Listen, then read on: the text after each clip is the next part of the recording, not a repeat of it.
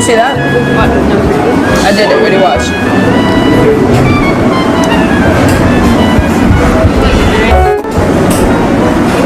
We should come here every day.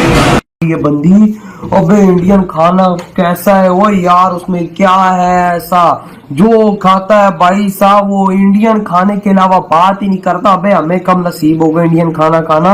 उस यार देखो पत्ते पे खाया मैंने काफी मतलब मूवीज में मैंने अक्सर देखा है इंडियन की, जो अक्सर तमिल इस तरह की मूवीज होती है उसके अंदर लोग इस तरह से पत्ते पे रख के खाते हैं। और भाई आज एक फॉरेन अंग्रेजी ने भाई साहब इस तरह किया और उसमें टेस्ट ये लगता, हर चीज का अलग test. Joy. What is it? Oh my god. Hot? No, it's perfect.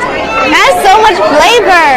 Oh my gosh, this might be the most flavorfulest meal I've ever had because this is all home cooked. All of the ladies here, they worked hours to make this. जय हिंद दोस्तों, महाकुंभ मेले के दौरान विदेशी सैलानियों ने जब केले के पत्तल पर भारतीय खाने को ग्रहण किया, उसके बाद जो उनके एक्सपीरियंस थे, जो उनके जेस्चर थे, वो देखने लायक थे। वो कहते हैं कि इतना स्वादिष्ट खाना हमने आज तक नहीं खाया। दोस्तों, इसी के ऊपर पूरा पाकिस्तान क्या डिस्कस कर रहा है कि इंडियन खाने को लेकर विदेशियों के ऐसे कमेंट क्यों आ रहे हैं।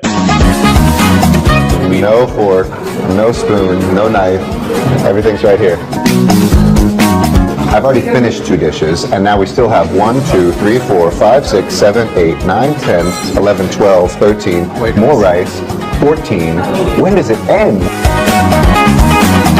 स्ट्रीट फूड बहुत ज्यादा, स्ट्रीट फूड अगर मुझे भी कभी मौका मिले मैं भी जाके सबसे पहले तो मैं वहाँ के खानों को एंजॉय करना चाहूँगी। छोड़ो, वहाँ का जो मैकडॉनल्ड्स है वो भी वेज है, देख लो उसको भी मजबूर कर दिया कि आप अपना मेन्यू बदले, ये चिकन चुकन से हट के वेज करें। The masala is delicious. Oh, guys, the masala is so strong. The taste is so strong and so beautiful. It's like, yeah, it's. चावल, पापड़, अचार, दही, हर चीज थी ना, 12 किस्म के आइटम थे। हाँ बिल्कुल। और देख उसने खाया तो ऊपर कड़ी भी थी।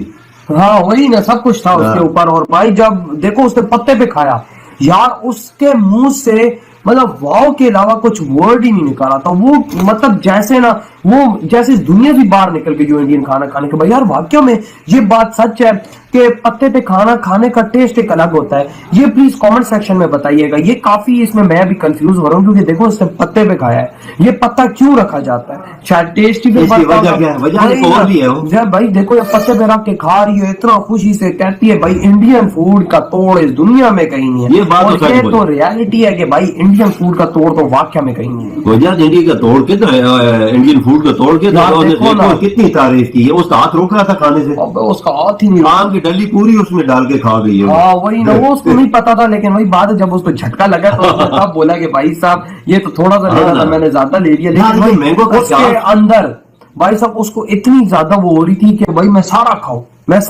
इतना टेस्टी इंडियन फूड है भाई यार, हमें कब नसीब हो जाए। एक राइस पे ये कड़ी भी डाली, ऊपर पापड़ी भी डाली है, पापड़। तो फिर सोचो उसने जब पहला बाइट लिया तो उसका कैसा लगा। ये तो इंडियन खानों के मजे हैं। हम अब क्या बोलूं यार, इधर हमारे यहाँ तो कुछ है ही नहीं खाने को। तो यार बस वही तो तब थोड़ी बहुत से डिशेज है वही हम लोग खा रहे हैं यहाँ पर। वो इंडिया की दी है ना, इंडिया के जायके हमारे पास। बात है जो मेन इंडिया की ये जो डिशेज देगी, यकीन मानो भाई साहब अंग्रेज भी दीवाने। This same meal was to be served in Karnataka.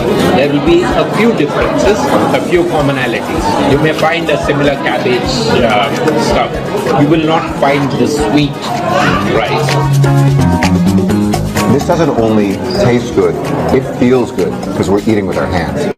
संगम में स्नान करने नहीं अवसर मिलता, हम लोगों की विश्वास में, लोगों की भक्ति में, आस्था में डुबकी लगाने का अवसर मिलते हैं। जाया जाया हे महिषासुर मर्दिनी रम्या का पारिदिनी। मेरा नाम ताहिर है। ताहिर यार त्रिपुंड लगाया हो? हाँ बिल्कुल, क्यों नहीं, हमें भी अनुभव करना था इस कल्चर को। 3 चीज जो मुझे बहुत अच्छी लगी है वो है सुरक्षा, सफाई और श्रद्धा। जब भक्ति करके आए हम, वहाँ तिलक वगैरह भी हमने लगाया है और कल सुबह सुबह जा रहे हैं स्नान के लिए। भारत का हर नागरिक भारतीय है, वो महाकुंभ हर भारतीय का है।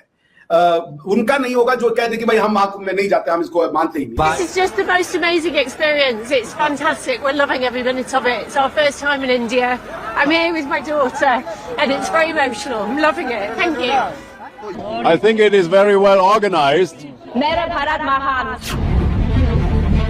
जय श्री राम। उसमें अमेरिका से लोग आ रहे हैं, रूस से, ब्राजील से, Spain, Germany, Greece, Australia, South Africa, तमाम वो देशों के नाम हैं जिसमें कि मुस्लिम बहुल देश भी हैं, जैसे कि तुर्की है, ईरान है, जहां से महिलाएं सनातन के समागम में शामिल होने के लिए पहुंच रही हैं। लेकिन भारत के मुसलमान को भी ये मानना पड़ेगा कि ये हिंदुओं का नहीं है, ये भारत का है, ये मेरा है, हमारी कल्चर है ये। अब ये हिंदू है, भारत में कोई मुसलमान रह के कहे अरे ये उनका है, हमारा नहीं। आपका क्या है फिर? देखिए, नॉर्मली मैं तो बड़ा सेक्लूडेड रहता हूँ, ज्यादा फेस्टिवल मना नहीं पाता, मेरी इच्छा बहुत होती है, बट चूंकि अकेले रहता हूँ तो हो नहीं पाता मुझसे।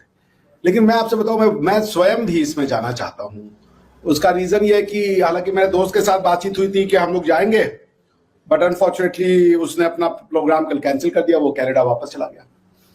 तो अब मैं अकेला पड़ गया हूं। अब मैं सोचा हूं जाऊं ना जाऊं, लेकिन इच्छा मेरी बड़ी है क्योंकि ये 144 ईयर्स में एक बार आता है, तो मतलब 144 साल आप समझती हैं, मतलब कि बहुत ज्यादा लंबा पीरियड हो जाता है। तो अगर मैं उसमें जाके डिप ले, और हमारे तो घर के बगल में है बनारस में, तो आप समझ सकती हैं उसकी सिग्निफिकेंस कितनी ज्यादा है। और ये तो मोर देन रिलीजियस, ये एक दिखाता है कि भारतीय कल्चर कितना उन्नत कल्चर था, कि आज से हजारों साल पहले वो इस कुंभ की जो स्नान की व्यवस्था है, लॉन्गिट्यूड लैटिट्यूड के हिसाब से देखते हुए, क्योंकि कुंभ सिर्फ प्रयागराज में ही नहीं आयोजित किया जाता है, ये भारत के 3-4 अन्य शहरों में भी आयोजित किया जाता है, जैसे नासिक हो गया, हरिद्वार हो गया। तो अलग अलग नाम होते हैं, आपको पता ही है कि बेसिकली 4 तरीके के कुंभ होते हैं। जो 3 मेन कुंभ होते हैं वो अर्ध महाकुंभ, महाकुंभ, अर्ध महाकुंभ 6 साल पे, महाकुंभ 12 साल पे, और अर्ध कुंभ 6 साल पे, कुंभ 12 साल पे, और महाकुंभ 144 साल पे लगता है।